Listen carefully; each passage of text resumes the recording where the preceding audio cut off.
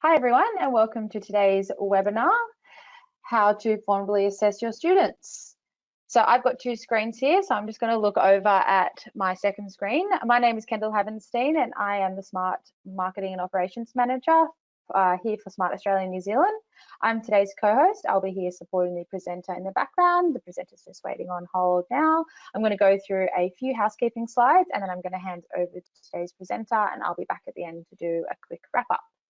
Okay, so first things first, with your control panel, you can shrink it down if it's in your way. You can just click on the white and orange arrow and that will shrink it down to the size here that you can see on the right. To pop it back out, you just click on the arrow again and it pops back out to the normal size.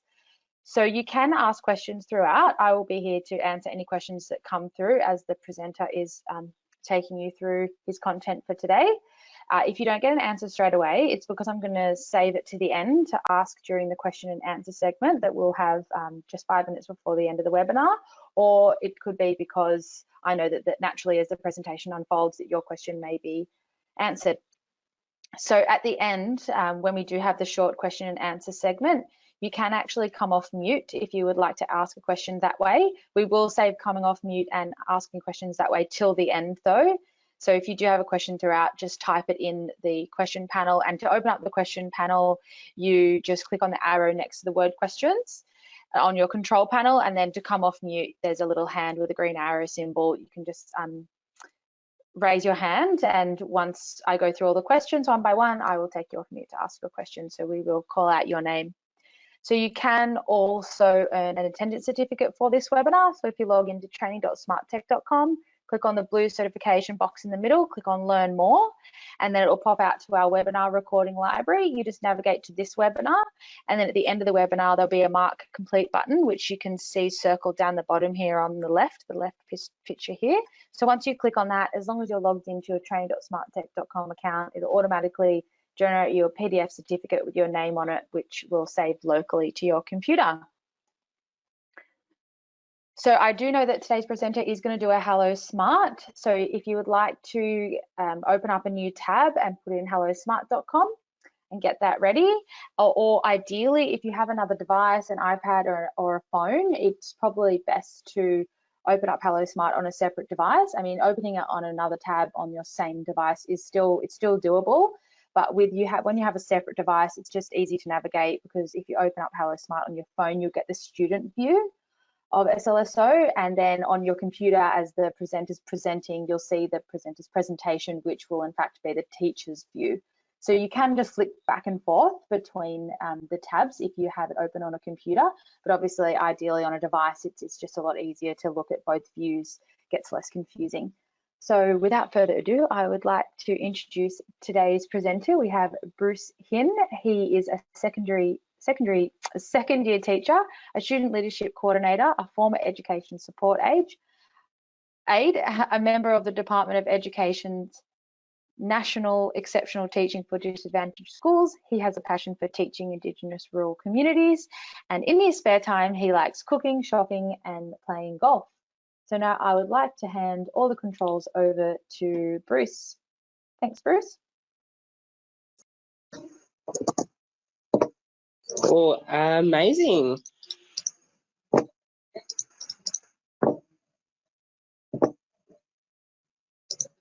Great, perfect. Awesome. So as Kendall has just introduced, my name is Bruce. I would love for you to join me today. If you would like to, please go on to hellosmart.com and type in 39216. Now, if you'd like to join me a little bit later and not now, that's absolutely fine. You can always message in the moderating chat and Kendall will be able to assist you with the ID. At the beginning of a few of my intro slides, I do have this class ID on the bottom right-hand corner, so you can follow along as well. Okay, so today I'm going to take you through how to formatively assess your students in remote learning. Now, when Smart reached out to me about 2 months ago, asking if I wanted to run a webinar, I said yes without a heartbeat, and I knew this was the exact topic that I wanted to do it on. The reason being is that when Victoria was actually forced to go into lockdown, this was exactly what I wanted to know. So really teaching remotely, but how to actually formatively assess our students, because we were so engaged in trying to get them to teach and trying to engage the content, we didn't really think about how to formatively assess and use that data. So before we move on, my name is Bruce, as you know, and I teach at South Melbourne Park Primary School, right in the CBD of Victoria. In today's session, this is what we'll talk about. Admin first. I've got the slide that Kendall literally just said before, a little bit about me, and then we'll go straight into it. So I've got 7 amazing agendas to hopefully blow you away. The first thing we'll talk about is assessment in a remote setting, where we'll definitely analyze remote and on-site learning and how that relates to our assessment approach. Then from agenda 2 to 6, I'm going to take you through the SLSO platform and hopefully when you go away, you're going to be more confident in how to deliver your assessment approach. So agenda 2, I'm going to be talking about how you can probe and access your students' prior knowledge. Agenda number 3, I'm going to give you some opportunities where you can actually get your students to showcase their learning. So how do you know your students actually know the learning? Does it make sense to them? Giving them opportunities to do that will really, really hone in your formative assessment and kind of gauge how you teach and also your lesson plans in the future. Agenda number 4, I'm going to talk about gamification. So how can we actually engage our students within assessments and portray it in a way where they actually don't even know that they're doing any tests or engagements. And that's why SLSO, it has this really good gamification approach. Agenda number 5, I'm going to talk about differentiated practice. So we're always talking about, yes, we need to assess our students. However, the key important part is to ask ourselves, where to next? If we assess students, but we don't do anything about that data, why are we even assessing our students? So that's where I'm going to talk about how we can really utilize the Smart Learning Suite online platform here to really differentiate our practice. So yes, agenda 2, 3, and 4, we've assessed them. How can we then use that data? Agenda 6, I'm going to actually showcase some of my real examples that I used during remote learning last year for one whole term. So that's going to give you some real examples of all the things that I've taught you in a real base situation, in a real lesson plan situation. Then the last agenda, you have the opportunity to ask me questions, and please don't be afraid. As always, I'm still learning new things as well. So if you ask a question that I don't know, that's great. I'll be able to research it and get back to you. So let's get into it. Kendall literally introduced this just before. I'm not going to go through too much, but I just do want to reiterate that, yes, I'm only a 2nd year teacher, and it's a real great privilege to already be an ambassador. So it just goes to show that if you always put in the effort, yes, you can achieve great things as well. Cool, so let's get right into it. First things first, assessment in a remote setting. So we have on-site and remote. Now, before I analyze this, it's really crucial and really important to understand that it is quite obvious what I'm going to say, but it only is obvious when you actually analyze it, which is what we're going to do now. On-site learning, we are aware of our students' facial expressions and their body language. And our students can actually ask us questions at any time if unsure of the learning, as represented in this picture here, where they're just putting their hands up. So by looking at their body expressions and facial expressions, we can say, yes, okay, that student's engaged, that student's not. What can I do about that? It's really easy to assess that. Remote is quite the opposite. When teaching remotely, students can sit behind their device. So you actually don't know about their facial expressions or body language. You actually don't know if they're even looking at the screen. Some students have heavy parent input. Some don't even have any parent input. So there may not even be an adult in the room. Some students even plagiarize using the internet. I know some of my students did that last year. So it's really, really, I guess the data that they give you, well, when teaching remotely, it's really hard to assess if it's really coming from them. So as you can see, remote setting restricts students from asking questions naturally as well. It doesn't fully limit students, which is why I've written the word restricts, but you can really see that it plays a big part. And yes, I've just explained that, and it's really obvious, but you only make it obvious if you think about it. So why am I even talking about this? My webinar, as you know, is kind of how can we formatively assess your remote learning? This kind of slide has given me 2 light bulb moments. And these are the light bulb moments here. Light bulb moment number 1. In order to formatively assess our students in the best possible way, we need to conduct our lessons and activities as close to the normal schooling environment. Now, I've done a little asterisk here as close because I understand that different schools have different remote learning platforms or protocols. Some schools were able to conduct live lessons. Some schools, because of the student demographic, they weren't able to have any internet-based learning and they were required to print out paper source. So I understand that different teachers and different schools have different circumstances, but I'd really, really recommend if you're teaching remotely to really engage your students, use as many activities that's as close to the normal schooling environment. So maybe you can provide them with games or any opportunities for peer interaction. For example, if you don't conduct live lessons, maybe can you do a pen pal kind of postage sort of type of environment? Can you use any manipulatives or maybe ask students to use different things around the house as their own manipulatives? So light bulb moment number 1 is to conduct lessons as close to the normal school environment. At South Melbourne Park Primary School, we were able to conduct live lessons and that was a big wake-up call. Light bulb moment 2, embedding an element of fun and competitiveness will boost students' engagement in remote learning. So yes, we want to teach as close to the normal school environment, but we also want to portray our lessons to have loads of fun. Why is this important? Well, particularly in a remote setting, the more fun it is, the more engagement. If our students know that the classes are engaging, they are more likely to participate and come to the lessons. That was one of the key takeaways when we reviewed our school as like our annual implementation kind of plan, that during remote learning, if the students aren't engaged or aren't willing to come, well, obviously their participation rates are down. Why is this important? The more opportunities that they conduct learning, so the more that they participate, the more opportunities that you have to formatively assess your students. So that's why these light bulb moments are so crucial.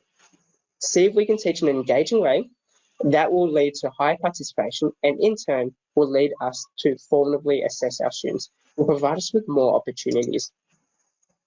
Before I take you into the actual real SLSO side of things, this is an important statement that I'd really like to reiterate. The formative assessment data that you can collect is heavily dependent on how you deliver your remote teaching program. So if you're like me and you have the opportunity to teach via the Smart Learning Suite online, you know that we can create, I guess, workspace collaboration. So we can see how students work together.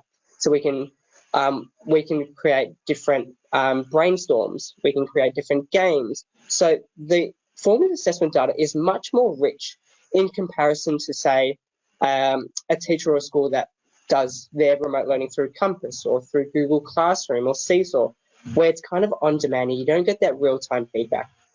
So it's really important to understand that whatever way that you deliver your remote teaching program, that's going to really, I guess, it's going to really narrow your formative assessment data. So sometimes if you're thinking, oh, I can't get all of this formative assessment data, I don't know how my students are performing, it might be because of your assessment approach or your teaching approach rather than your actual ability. Cool, so let's get right into it. So let's look at how we can probe and access our students' prior knowledge. So we do this naturally on site. We get students to turn and talk. We get them to do entry slips, or we brainstorm with students, or maybe we do a pre-test, maybe on sticky notes. We can all do this via SLSO, and actually more, depending on how you actually do it. So here is a quick KWL chart. In SLSO, they've also got a queue, which now enables them to write questions. So on your screen now, when I reset it, you should be able to see the KWL queue chart. So it's just a little bit slow at the moment. So I'm just going to reset activity. So it's up to you if you want to put in anything that you want. But at the moment, you can see that, yep, you've got an I know section, I want to know, I learned, and I have questions about. Okay. So this is a really great way to really probe for their understanding if you're about to introduce a topic. Another way that we can probe our students, so I'm just going to change the slide, so sorry if you were writing, is an entrance ticket. Entrance tickets are really great if you just want to focus on one thing. maybe you don't want to give the students opportunities to ask questions because you really just want to know what they know. This is an entrance ticket here. So it's really similar to what you would have at school. I normally do an entrance ticket similar on a blank piece of paper here, okay? Another way that we can probe is getting students to draw what they know. So this template here, very, very similar, but it enables them to just free range draw what you know, and it's got the prompt there.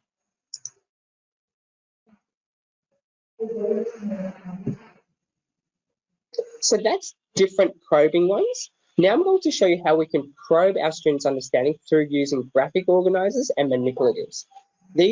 I use these personally more often than not, and the students really love them. And why they're so beneficial is because it's such a great time saver.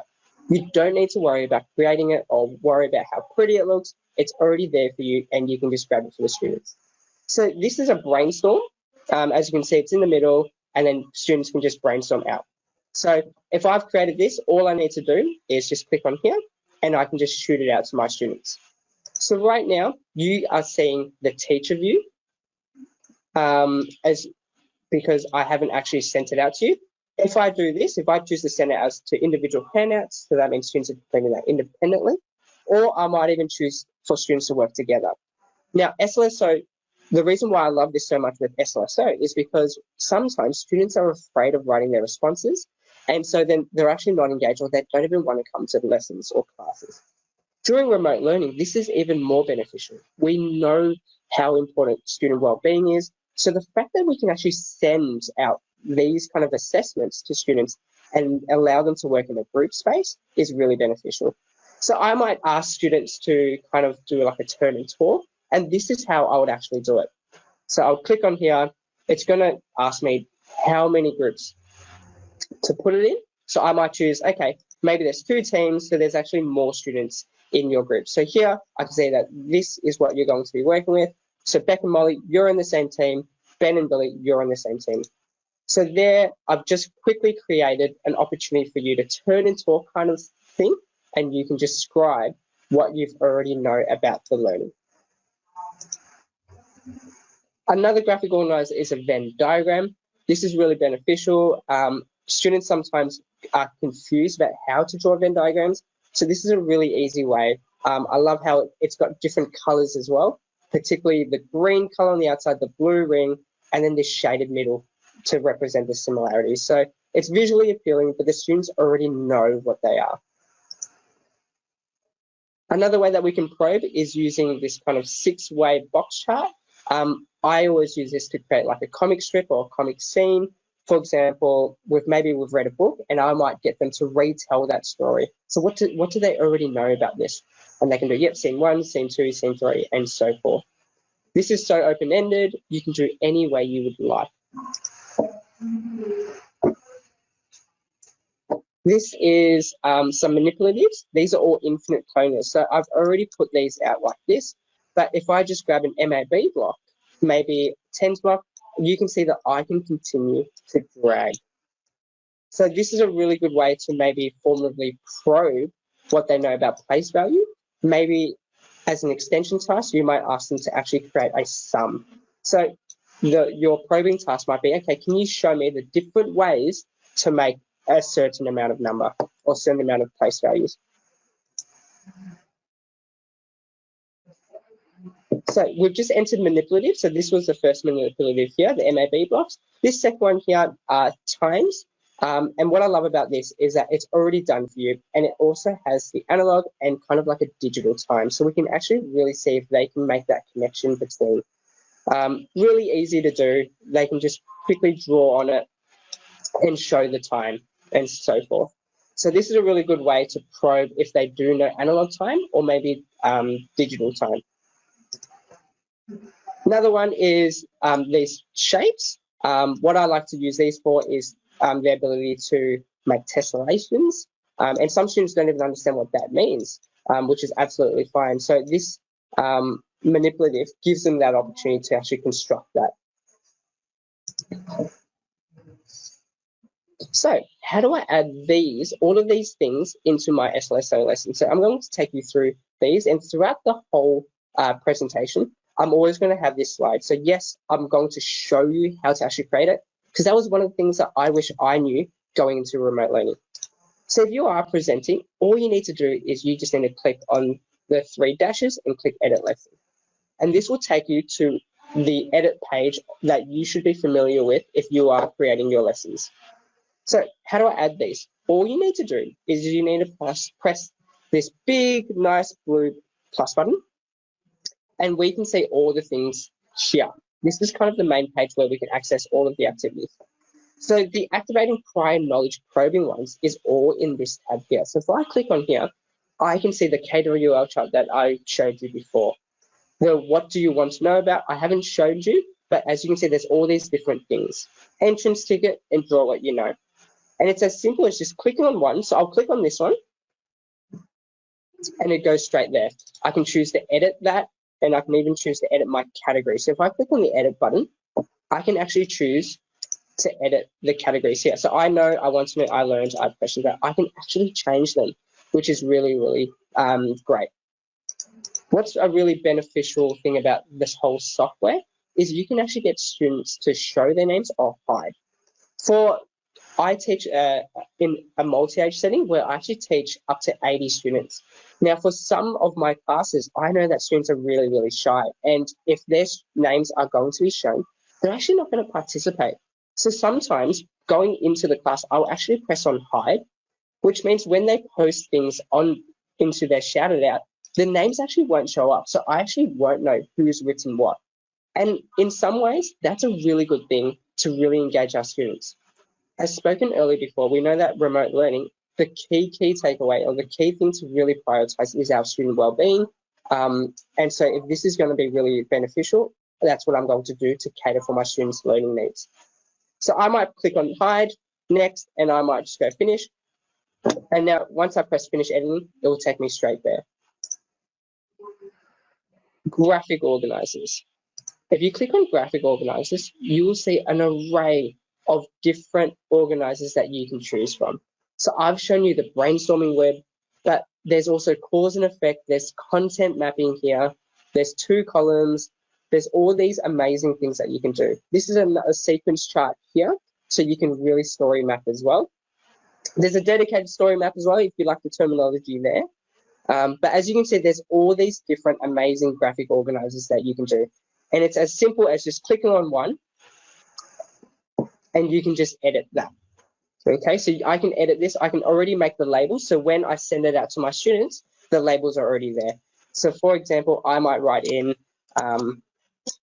like odds, and I might make it bigger. So for example, in this column, they need to write all the numbers that are odd numbers, maybe over here, even numbers.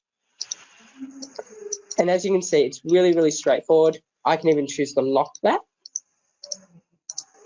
So when I finish editing and I send it out to my students, all they need to do is they need to just write down all the things that they know about these different categories. And the last thing is manipulatives. So here are all the different manipulatives that you can choose from.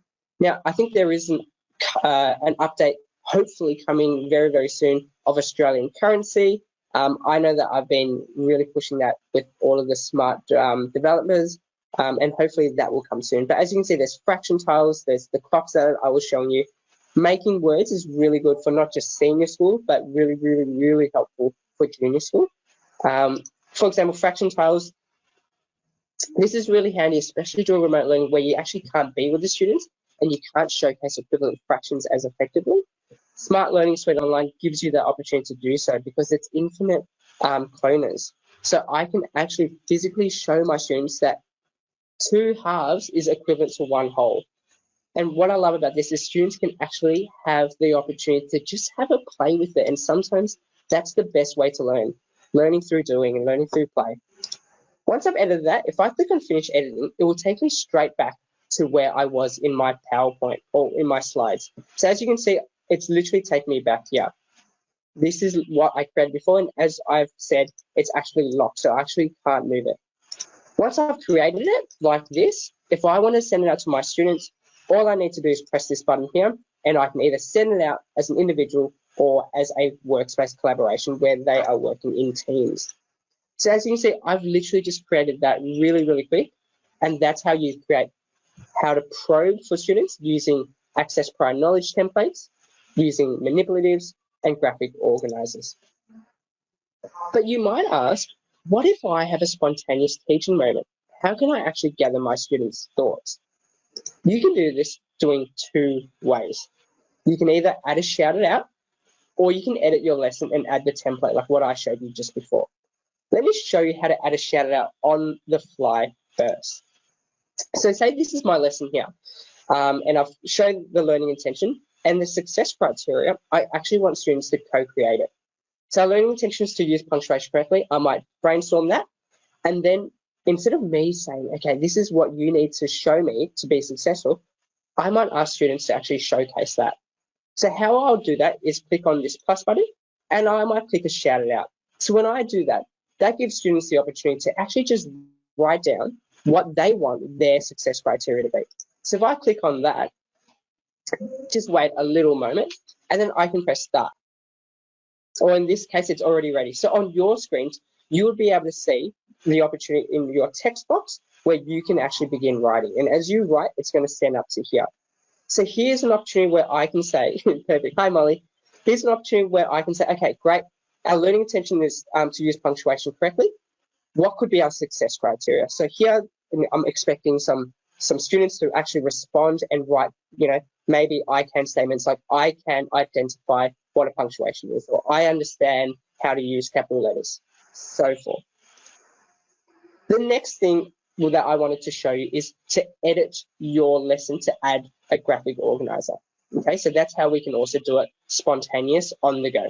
So say my next slide is this, punctuation features. And I've got commas, I've got full stops, capital letters, question mark. I did forget exclamation marks, so my apologies there. But say my next slide was actually going to show them these definitions, but that might not be a really good indicator of what they know. So a really powerful measure to do is really getting them to brainstorm. And in class, what we'll do is we'll actually get them to raise their hand and would say, okay, what do you think commas means? In remote learning, that might be difficult because maybe you're on Zoom or Google Meet and there's different muting or just technical issues. A way to combat that is just to edit your lesson and then go into graphic organizers and choose one that you like. So literally go into the plus button and go to where I was showing you before. Now, don't be afraid if you're editing lessons as you are teaching on the go, okay? It's actually a really good thing. The reason being is because I actually get student voice and input into it. So as I'm actually doing this, my students can actually see this whole screen right now. So I'm not afraid that, oh my God, Mr. Quinn maybe is not organized or maybe he's not really prepared. That's fine. The reason why I say that is I actually get them to choose what kind of graphic organizer they would like to showcase their learning. Most often than not, they actually choose the one that is the most appropriate, which is great. So that way, they are in control of their learning. If we can get students to really have input into their learning, they're more likely to be invested and they're more likely to participate in the learning. And as mentioned before, the more likely they're to participate, the more opportunities for you to formally assess whether they understand the learning. So here I might choose this one. And then I might actually write in there already. So I might write commas, and then I'll just make that a little bit bigger. I'll duplicate this. I'll do full stops.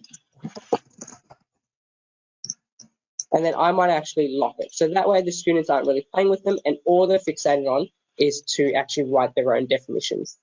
So as you can see there, I've literally just kind of paused my lesson, go and edit my lesson, and add a graphic organizer. And in the process, I'm still talking to my students. I'm asking, okay, do you want to maybe showcase this in a brainstorm or do you want to do it in this?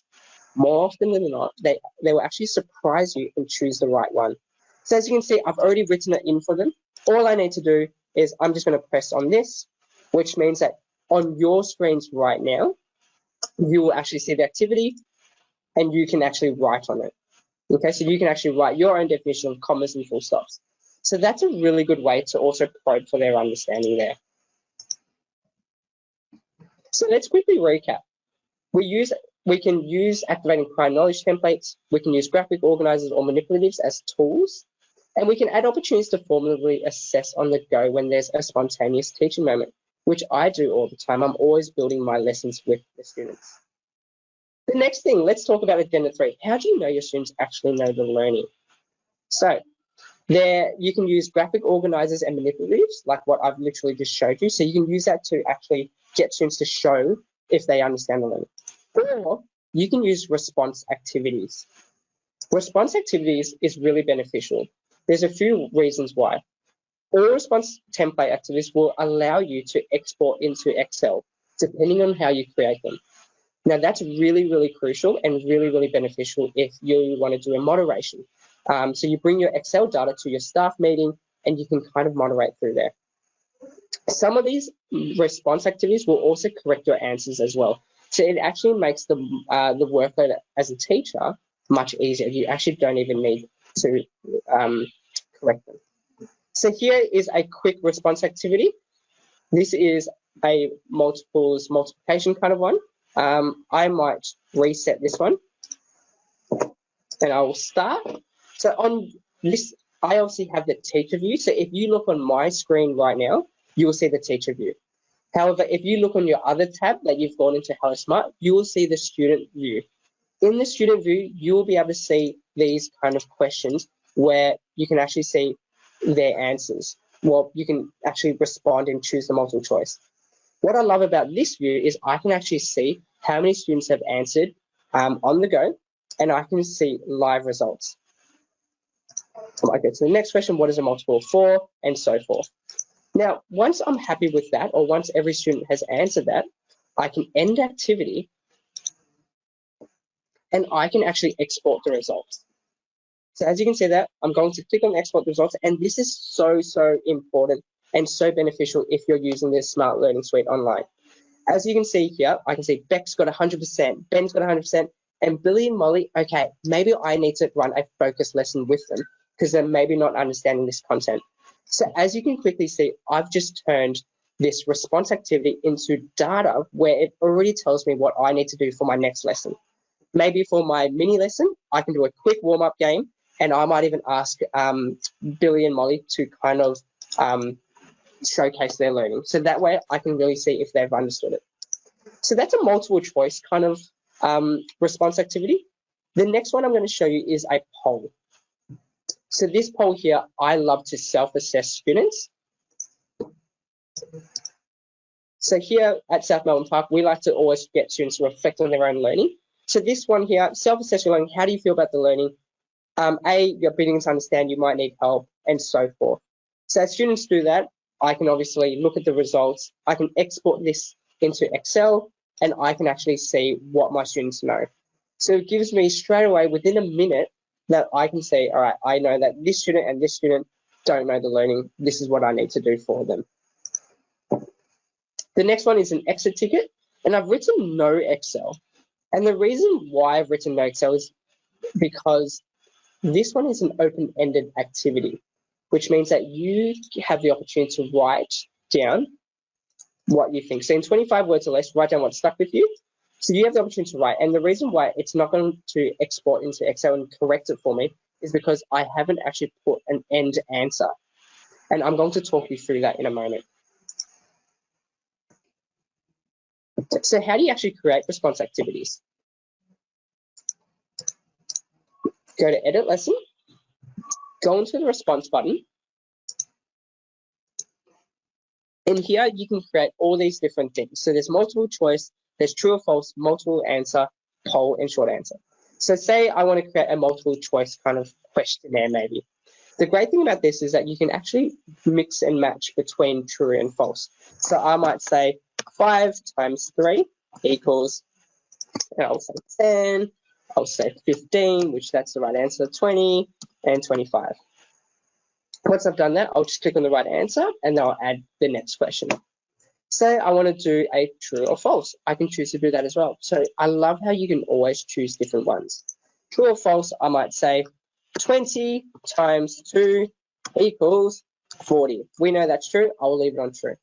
Once I'm finished, I'll click on next. So as you can see, I've literally written in the answers. If you do write in answers, the whole SLSO platform will correct the answers for you. Okay, so I'll click on finish, and I'll just rename this to maybe multiplication game. And I like to call it game, so that way it's not as intimidating. Let me give you another example. So let's say that it's a short answer one. So I can say what is, if I say what is 4 times 3, if I write up in here, if I click on this button and I should write an answer, if I write 12 and they answer through it, then it's going to mark it for me. But if I click on open answer and allow them to actually come up with the answer, so it's not multiple choice, then it actually won't correct the answers for me because it's open answered, it's open ended. You as a teacher actually have to go through and look at the data. Okay, so I'll finish that, and I'm just might rename this to open ended math, for example. Once I click on finish editing, it will come back straight to that slide in which I can then do it. So if I say, cool, so I've just created a response activity. If I start this one right now, you guys will be able to see the questions that we literally created together. So 5 times 3 and 20 times 2. Okay, so as you are doing that, I can actually end the activity and I can export the results. When I export the results, I will be able to see if you've answered it correctly or not. So I'll do that now. So sorry for Billy and Beck if you were actually trying to do that. Oops. So I'll go to export results and I can actually look at this data. So as you can see here, so Ben was able to get that right. However, Molly was able to get 1 right and 1 incorrect. So let me quickly take you to the next one where I modeled where this is an open-ended one, so it won't give you the data. So right now on your page, you'll be able to write what is 4 times 3. So there won't be any multiple choice or any buttons pressed. You actually have to write it in. As the teacher view, I can see all of your answers popping up. So if I end the activity, if I export results, I can still look at it, but it actually won't tell me a grade. See, the grades are all 0, and it doesn't mean that they don't understand it. It's just a grade only because you didn't write the answer in. You actually have to go through it yourself. So I know that Ben got it right, and Billy got it incorrect. So that was a big learning curve for me because I remember being given information that, oh, great, if I do a response activity, it's going to correct the answers for me. I don't need to do that. It's going to really reduce my workload. Not so true. It just depends on how you deliver your response activities. Now, another way that we can really use or give the students an opportunity to showcase their learning, so giving them the understanding of how do we know that they know their learning, is if your school uses another platform, you can actually embed it in your teaching. So we're using SLSO as a facilitator and we're, enhancing all the different platforms to really improve our teaching. So say, for example, your school uses Seesaw. Like here at South Melbourne Park, we use Seesaw. I embed Seesaw in my teaching. I've trained my students that whenever they see the Seesaw logo, they need a screenshot, whatever it is. So for example, if it's a brainstorm, they need a screenshot, and then they need to go into Seesaw and add that in, okay? And the reason why I mix and match is because SLSO has great organizers and manipulatives where they can actually showcase their learning. While Seesaw doesn't really have that. It's more of like a journal. So I might choose to add in a brainstorm, which I won't do it now, but I've shown you how to do that. So I'll edit lesson, I'll add in the brainstorm, and I'll get students to actually brainstorm about that. Once they've finished, screenshot, and then go into Seesaw. And sometimes I actually even include the link.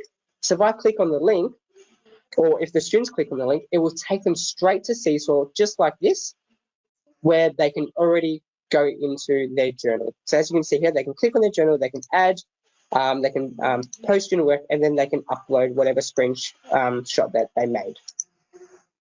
Here is another example that you can use the SLSO to facilitate other programs. For example, maybe you're doing a group research project. So here I've just done 4 random groups, and I've got them in their own groups. And at the bottom, I've actually linked to their Google Doc. So if I click on here, if the students click on here, it actually takes them straight to their group 1 project. So here is where they can just start typing their thoughts. So yes, even though they're working remotely and from home, they still have that common kind of paper where they can do all of their research ideas in. What I'd like to also do as well is for one of the groups, I would add a Google Meet link. Here at South Melbourne Park, we don't use Zoom, we use Google Meet, where I can provide a group with a Google Meet in which I can supervise that. So yes, I've given them opportunity to showcase their learning. I've given them opportunity to work together in teams. And now for maybe, one session at a time, I might give them the opportunity to actually verbally speak to each other, which is which is, I guess, a really great, keen interactivity that students really like. So quick recap. How do you know your students know the learning? Use response activity templates. Some will even correct them for you depending on how you create them. Export these into Excel for assessment moderations. Some response activities are polls. You can make them into exit tickets. You can make true or false or multiple choice like what I've shown you already. And you can even embed your SLSO use with other school platforms such as important learning portfolios and projects, like what I've showed you as well. So the next thing I'm going to show you is gamification. So SLSO has a really great approach to this. This is match 'em up and in maths. So let me show you first, and then I'll teach you how to create these. This is a quick mix and match. So what you need to do is you need to bring this category into this side, and then the following answer. So I know 7 times 8 is 56. And yes, it matches. Let's go with 55 plus 10. So I know that equals 65. But let's say a student does 36. It's going to give them instant feedback. Now, this is really cool because you can actually choose to provide them with that instant feedback, or you might allow them to put it all in first and then give them the opportunity to check their answers. For now, what I've done is just instant feedback. So 12 times 3, I know that that is 36. And as you go. So that's mix and match. Another game is rank order. So here I've just done a rank order of teal. I know that topic sentence is first, so I'll put that up here. And as you can see, there's actually a cool graphic where if I get that right, there's the actual reward of this person shooting a basketball hoop. Now, this was really cool if you've got a certain theme. I know that in my class, I've got a sport theme, so this really resonates with them and enables them, it actually engages them to come into the lessons. Whenever we start a lesson, they go, oh, what kind of game are we doing today? And sometimes I'll say, we're doing a basketball game. They know it's this straight away, and they're so engaged already. So whatever topic or whatever content I teach them, they're absorbing that straight in because they want to be successful in their game. The great thing as well is that you can also choose to provide them with real instant feedback or not. For example, Link, if I do this next, it misses the shot. So that gives them a really big, I guess, motivator, that kind of extrinsic motivation to get it right. And in turn, the more that they do this, it actually unconsciously, intrinsically develops their motivation as well. So it goes both ways. And last but not least that I'm going to show you is a monster quiz. And this is just a Harry Potter one that I created. We won't go through it, but the kids really, really enjoy monster quiz. So I can divide you guys into teams. So I might choose 2 teams. So that means there's 2 in each team. And the game is you need to kind of answer all the multiple choice questions as correctly as you can to hatch your monster. So on your screens right now, if you're doing this, great, I can see that feedback. So I will actually commentate kind of like a horse racing event where I say, cool Chillers is currently in the lead. Well done, Beck. Well done, Ben. And I might say, come on, Cash Crushers, you need to get started, and things like that. So Monster Quiz is a really, really good, engaging way to really get students to understand the learning or to showcase their learning. So how do you create these fun games? Let me show you. We edit our lesson and we go into the game-based activities. Yeah, and I've only showed you match 'em up. No, I've only showed you, I think, Super Sort, Monster Quiz, and Rank Order, but there's all these different ones here. Okay, so there's fill in the blanks, which is really good if you want to just kind of get students to expand on their vocabulary or if you want to see about their vocabulary. Game shows is a really, really great one as well. It kind of gets students to feel like the learning is a game rather than actually content and learning. Label reveal is another one. I might choose to do a memory match and showcase how this works.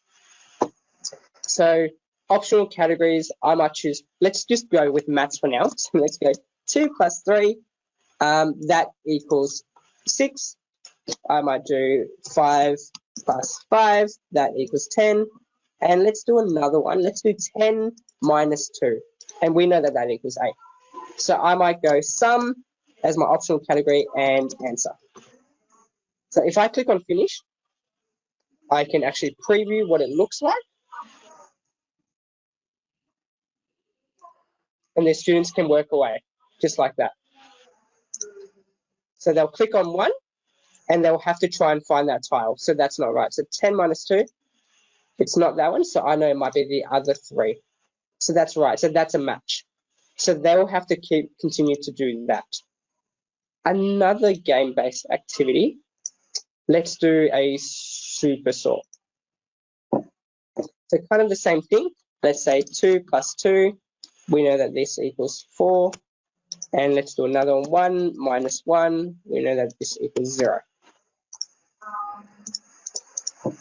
Required, so I might do sum again, and I might choose answer. If I click on next, the great thing about this one is that it has all these different themes. So as I was showing you before, I had a different theme, but let's go with space. If I preview, so get students to do it, it will actually come up as this. So I'll go sum, so I'll go 2 plus 2. I know that that equals 4. 1 minus 1, 0. So really getting students to sort out what they know.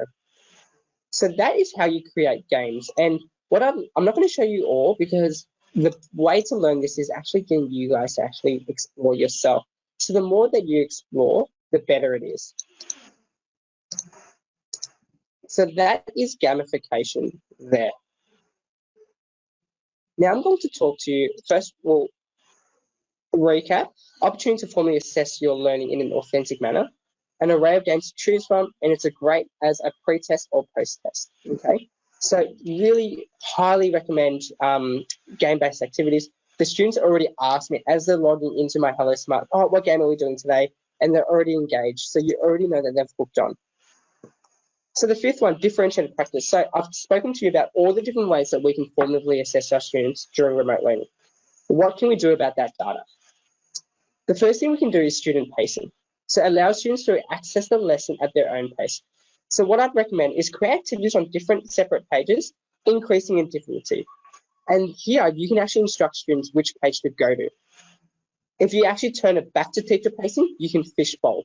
So let me show you what this means. So if you click on here, you will see the lesson pacing, teacher and student. I've got to add teacher moment here. So if whatever I go to, whichever slide, it will actually show on your device as the student view. If I click on student pacing, you guys can actually all now click on whichever page you want and it doesn't restrict you, okay? So this means that you can go to whatever activity that I've instructed you, or if you're working at your own pace, you don't need to wait for the teacher to turn the next page. So here, I've created 3 different slides, all increasing in difficulty, single digit, 2-digit, and 3-digit addition. So what I'll say here is I'll go into student mode, where you guys can actually click on next, or you might choose to click on this big button here and scroll through the pages. And I might say, okay, my students here today are Beck, Ben, Billy, and Molly. I might say, okay, looking from the formative data that we got from before, I might say, Beck and Ben, I'd like you to work on page 58. And Billy, I want you to work on page 59. And Molly, I want you to work on page 60. So as you can see there, I've literally already differentiated for my students because I've already done the student pacing and I've already pre-created these. Before actually creating it, or before actually getting you guys to do it, I actually need to send it out as individual handouts. So this is a really cool thing that I love to do. Before I send it out to them, I love to have it in this mode here, so I can actually model to students. So that way students aren't distracted. Once I've modeled to them and they know the instruction, I'll click on here and I'll click on independent handout. So now you guys have access to it. So I'll quickly do that for all of them. So I'll click on this one, independent handout. I'll click on this one, independent handout. Now, what I love doing is fishbowl moments. So for example, if a student is stuck on a page here, I might choose to bring it back to teacher mode, where now all of your screens are back to here, and I might show you how to rename. So 5 plus 7 is 12, which I'll keep the 2 here and I'll carry the 1 there. And I can actually draw on the actual page before sending it out. So I'll do 2 here, 1, 6 plus 1 is 7, plus 1 is 8, so 82. So I can actually send that out to students so that that example is actually on the page. So then that way they can refer that as a model. Another way that you can provide, I guess, differentiated practice is to provide timely feedback and to also record your voice. So here I've recorded my voice. I'm not too sure if you can hear that, but if I press play, you can actually hear my voice explain the instructions. This is really great if you want to provide on-demand activities, just like this one here. Okay. So first, timely feedback. What this means is that when students are actually working, student progress here, the students' names will actually appear up as they actually start. So I can actually click into students and write and type in, I guess, what they're doing right and what they're doing wrong. So to really understand what they know. The next thing that you can do is to send out on-demand tasks. So if students aren't there for the class that day, maybe they've got some personal circumstances. We do understand it's remote learning. Or maybe you know that some students really need to be extended. You can pre-create lessons and send them out as on-demand tasks. So what I'll do is I'll show you how to do that. So I'm on page 62, so I'll come back to that. If I end the lesson here, I can share link and I can get student access link. So if I copy this, I can email it to parents, I can maybe email it, I can maybe put it into their Seesaw or whatever. They can actually access that lesson, so then it's on demand for them. It's at their own pace. So that's a really great feature. Let me quickly show you how to add a voice over. So this button here enables you to add a voiceover. So I've already done it, but let's say I've deleted the audio. This is what it will look like. If I start recording, I can start talking now. So this is what the students will be able to hear when they press that button. And I might just add, and it's just over there. Okay, so I hope that makes sense there. So I might just choose to delete it for now and move on. So that's how you do those two different things. So you can send it out as on demand, and you can even add a voiceover. So now I'm going to show you some of my real examples. I think I only have time to showcase one. So I'm going to show you a lesson where I incorporated quite a lot of different things. So this is text features, which we got all of multi-age students to be involved. So we actually got 80 students, or about maybe 70, to come in. And what I love about SLSO is that the data is always there. So yes, we did a shout it out as a warm-up, name and list as many 5-letter words as you can. I can review and I can actually see all the students' responses. So as you can see here, the students have all written there. And I love that this was created last year and I still have the data here. So let me take you through this actual lesson and show you all the different things that I was able to formatively assess my students. So I might just go through here. So here, what do you know about text features? If I review results, so this was a shouted out.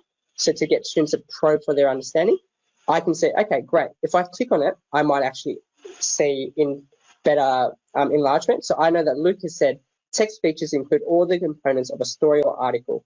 These include different examples. I can see Tavi knows. I can see that this student knows as well. So that is showing how we can probe. So that's one of the things that I showed you. This is a match 'em up that I did for my students. Then I actually gave them all the information. Now to showcase this, I got students to work in a team. So this was doing a workspace collaboration. And what I love about this is to provide timely feedback, I can go into the teams and see what they've done. So this is what I meant by providing timely feedback. So I might say, I might go to team 7. If I click on that team, I can see their work. Now, if I actually click on an actual piece of writing or a scribble, I can see who that was made by. So I can see Viv has circled titles. I can see that Viv again has done contents. Glossary, I can see Luther has added a glossary, so I know that he knows glossaries. What about this one? So Faye knows subheadings. So, and to provide timely feedback, I might write in, well done team, and maybe change the color so that way they know it's from me. And just as simple as that. And so that's providing collab. And then I've given them opportunities to do an independent work, an individual handout here. And here is where I can see all the students. So I can see all these ticks, which means that they've finished. So I might choose to click on this student because it's submitted. So he's done what to feed the rabbit, he's done an illustration, and he's done a quick caption on that illustration there. And to finish it off, I've done, how do you feel about the topic? So I've done a response activity where I was able to export this into Excel.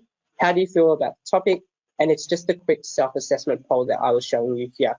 So I can see straight from this data here that about 11 students really understand this, 18 students kind of understand it. So they're starting to understand text features, but there's still quite a few things that I need to do to really get them to understand this. And I can just quickly export results, and I can bring this to my next meeting to showcase what I've done. And it actually says all of the students as well, as you can see there. So that is the end of the presentation there. I'll quickly go back, and now it's an opportunity for you to ask any questions. So I might send it back to Kendall, where she can actually maybe moderate this further. And just before I send it back to question times, thank you so much for participating. If you'd like to get in touch with me or maybe even collaborate some future lessons, please don't hesitate to contact me. And here is my email. So, any questions? You can keep the controls, Bruce. Yeah, there are a few questions, but I'm happy for you to keep the controls because I have a feeling that you may want to use it to demonstrate. Okay. So you don't have to pass it back to me. Okay, so let's just sift through these questions. There's a few comments as well. I've got Dorothy here. Dorothy attends every week. I pretty much Dorothy don't. Hi, Dorothy. So she was saying time manipulatives, great. She wished she had that in her lesson today. Yeah. So I can definitely share Bruce's lesson with you, Dorothy, presentation and lessons. So that's not a problem. And I've got a few people wanting for me to share your presentation and lesson, Bruce. So I can do that. Okay, so let me just see if anybody's got more questions over here, because a few came in on the chat and a few came through on the question panel. Yeah. And I think you may have answered some of these, but reading through them, I thought it would be good to go over them again because they were obviously areas. Yeah, absolutely. So here's a question from Julia. Can you use the templates at the board as well as push out to devices? Yes. So you can do it both ways. So say I edit a lesson. So say let's have a template in a graphic organizer. So what I like to do is I like to do the board and I like to model. And if I'm happy with that, I might choose to do another board or another template and get that out, send that out to students. If not, then I can just quickly erase it. So for example, let's do a Venn diagram because that's quite popular. I'll finish editing. So this is the board here. So the students don't have access to this yet because I haven't sent it out. So this is a board here and I can scribe on it. If I want to type into it, you actually can't type it here, but you can type it when you go back into the edit lesson. So this was also one thing that I wish I knew. So if you want to type on things, it's here. So then I can start typing. So if I want to have categories, for example, text, maybe fiction text, I might choose to write that here. And then maybe non-fiction. So here's like a board of a template where I've Done that. So if you want to have text, do it in this editing template here. If you're scribing, do it over in the actual lesson. And as I said before, don't be afraid if you are, like if the students actually see your edit lesson kind of page, that's absolutely fine. Most of the time, the students are more engaged in what you're actually saying than what it actually looks like. So here's the board here. And say I'm actually starting to write different things. What I would do is, if I'm happy with it, I will actually send it out to students and they just write on top. So I will do that for my lower students, so then that way they can actually see.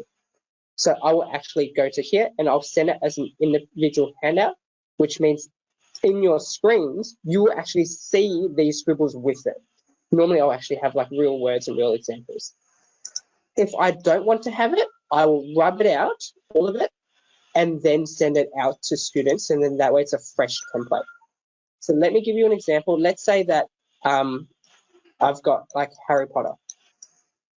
So this is one feature that I would love an update, like we can text out here. Hopefully there's a text button here, but if not, just go back to edit and you can text. So Harry Potter I know is fiction. So I might already write that in to already model for students. So when they do it on their independent handout, they already know that, okay, fiction is Harry Potter books, okay, books that aren't real. So let me quickly show you, Julia, if you just click on that, on your screen, which is the student view, you'll be able to access this handout. So I'll quickly show you what the student view looks like, which is this here. You'll be able to have all of these things. So now you have the text tool, you've got the pen tool, you can add images. And as you can see, the Harry Potter still stays there because I've sent it out with that. So I hope that makes sense. So yes, you can have like templates as like your board, and you can send it out to students. If I made a really good brainstorm as a model and I want to send out as a blank one, what I'll do is I'll quickly just go back to edit lesson and I'll just add in another one.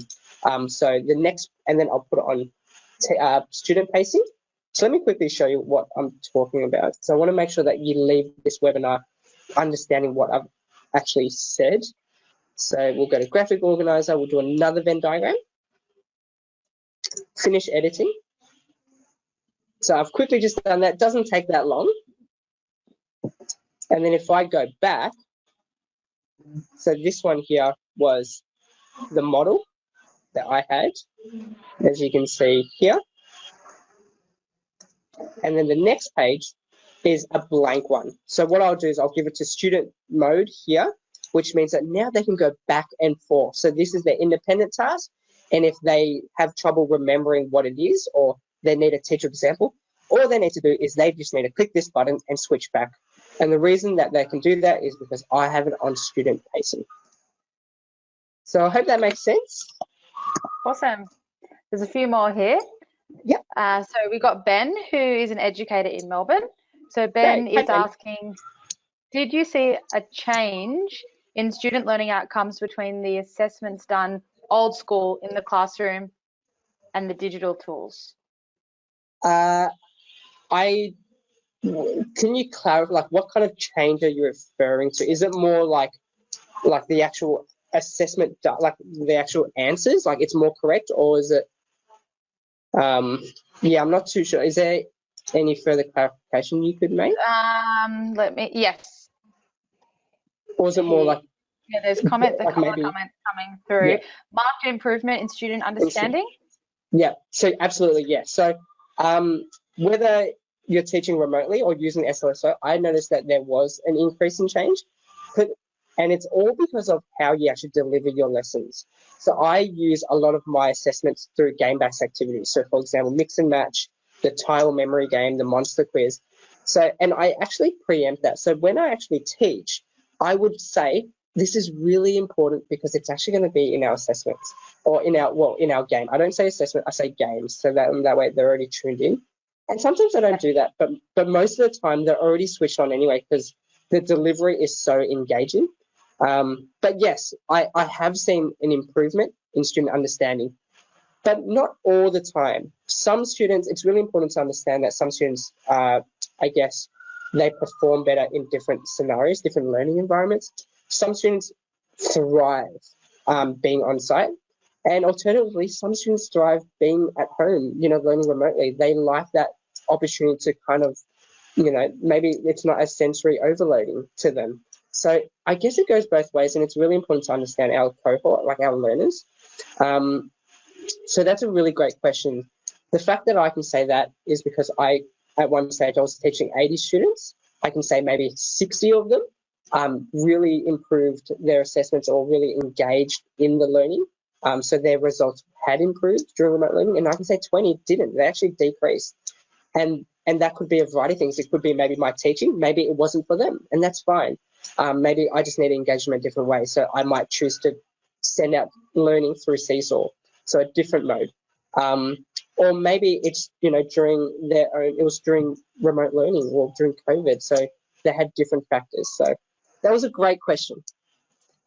Okay, there's still a few more. There's a comment here from Nishal. Nishal has said, wonderful ideas and great presentation. Thank you, Bruce. And then we also have in the chat, we've got Sarah, who's also in Melbourne.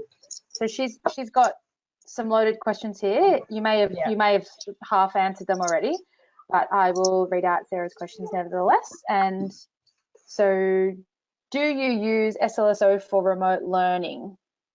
Yes. I use it for remote learning, but I actually use it in class as well. I actually use it here. Okay, so, for example, I might give you an example. So this is obviously my smartboard in where I teach. So I'll go end lesson. And we actually did a measuring activity the other day, measuring angles. So let me see if I can, we did a complementary and supplementary. So I think my screen's still on share, so you'll actually be able to see this. So I had this on screen. So I might actually showcase it for you now. Is that okay, Kendall? I don't know if we're time bound, but I think this is a really good teaching moment for all of our viewers. So I'm just quickly connecting this. Everyone's still on the line, so perfect, great. So everyone's free this afternoon, but it is recorded if everyone needs to drop off. Right. Yeah. Cool. Not right now. Great. Perfect. So let me quickly look at my webcam. Perfect. So you can see that. So if I go to paste in my one, so on my screen is going to be reflective of that. Perfect. So on SLSO, this is what I'll actually do. So if I just click on here, so I've created this all on SLSO, and I will teach it like this. So I'll actually have this, okay, this is our learning section, this is our success criteria, and I'll go to the next page, and I'll do a shout it out. So I ask them, okay, what do you know about complementary and supplementary angles? And here, as I mentioned before, we can review our students' data. Most of the students had no idea. So for example, I'm not sure, or I have zero clue. This is confusing. A student was really close. I think that complementary angles are angles that can be measured together or something. So they're using that prior knowledge of complementing things. So after doing that quick shout it out, which was that probing template that I was showing you all, I knew already, okay, the students don't understand anything about this. So then I quickly show them a video, and then I won't play that, and then once I did that, I modeled this. So this was a quick model in which I actually did it with them, and then I sent it out as a student handout. So what I did was I actually drew on it, and I showcased how to do it, and then I sent it out to them. So if I go to teacher handout, this is what it was.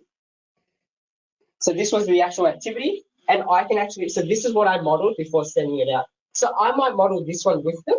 So all I do is I click on this tool here. I might do it in red pen. I'm colorblind, so I normally don't do it in red pen. I'll do it in blue pen. And I will say, okay, what you need to do is you need to do 90 degrees minus what we already know. That's to find the unknown. So 90 minus 15, and then like actually answer it. So we know that 90 minus 10 is 80, minus another 5 is 75. Perfect. Now, once that's done, I will actually send this out to students. But I can't send it out now because I've already done it. But that's what I actually use to model. And then once I've done that, I actually sent it out to them. So I know that some students have already finished. And this was obviously on student pacing, which meant that they were able to actually go through that. So I'll quickly show you some students. We do the workshop model where we actually get students to catch as well, where we actually showcase some learning. So for example, me and Aunt, I actually got all the students to pause. So the kids are actually sitting around, and I just like literally put this up, and I might say, so in this moment, I would go teacher mode, literally what I just did there, which meant that all of their devices went straight to here, which was awesome. Or it just went straight to a page, and then I would get all their attention. I'll be, yep, thank you for listening. Great, perfect. I just wanted to quickly show you how you should be showing your working out. As you can see, this student, I'm not going to say the name, but this student was able to do 90 minus 81 equals 9. This student was actually able to show the working out, and that meant that if the student got it wrong, I knew how that student got it. And then at the end, I did a monster quiz, which was really great, and the kids really enjoyed that. So yes, I used SLSO obviously for remote learning, but I love using it literally in the class, and I'm always doing workshops around the school to really utilize that in class as well. Awesome. Okay, I think I know the answer, and I know the answer to this question straight away, but did SLSO make remote learning easier or more work? Oh, so much easier. So much easier, Yeah. because we were teaching, we were using SLSO, we moved to live lessons, but we understand that not all students like that. Some students chose not to do the live lessons because of maybe they had technical issues. They didn't have a device with cameras or things like that. So I still created the lesson, literally the same lesson, and after the lesson, I would go and edit all of the pages with my voice recording, and then I would send it out as an on-demand. I would send this link out. So yes, they can access all the activities. Some game-based, not so much, like Monster Quiz, you can't because you need other people. But literally everything they were able to access, and for them to listen to my instructions, they just needed to click on that voiceover button. So it made it so much more engaging. It made it more effective, especially because I was able to record the data. So yeah, great question. Awesome. And there's a few comments. So all those questions were from Sarah. Sarah in Melbourne. She's in Melbourne. Sarah's in Melbourne. And there's a few comments here. So we've got, thank you so much, a very insightful, practical, professional learning session. And then we've got Felicity in Sydney. I love the idea of having the students choose the templates they want to work with. Yeah. Love the flexibility you showed. Amazing. Thank you, Bruce.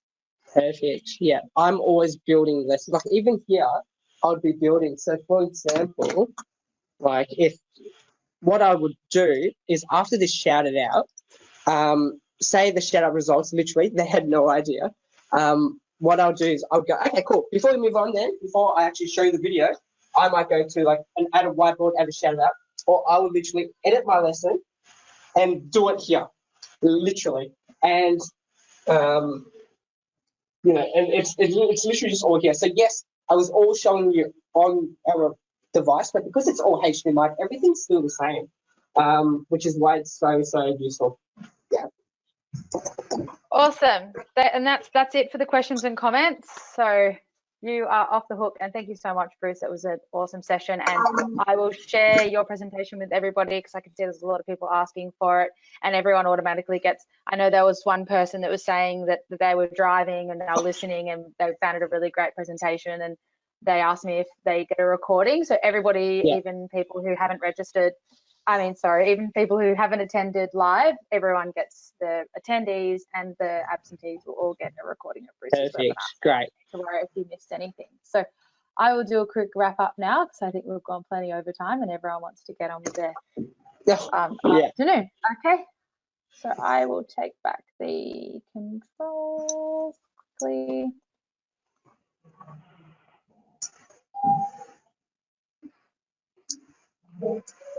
Okay, what's it doing? All right, let me go into.